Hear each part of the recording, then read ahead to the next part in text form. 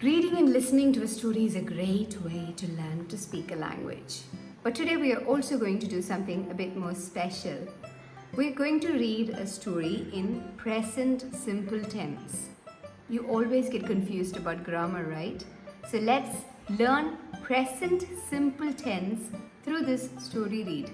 Listen to me carefully and don't forget to take notes. My dog. The name of my dog is Jack. He's black in color.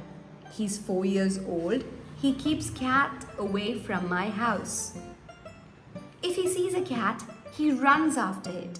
He barks when he sees a stranger in my house. He never bites. He eats everything my mother gives him. But he likes to eat meat. Whenever I come back from school, he wags his tail.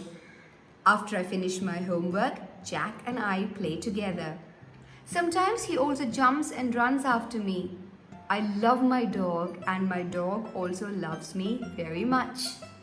This story is in present simple tense. Let me tell you which all were the words that are in present simple form.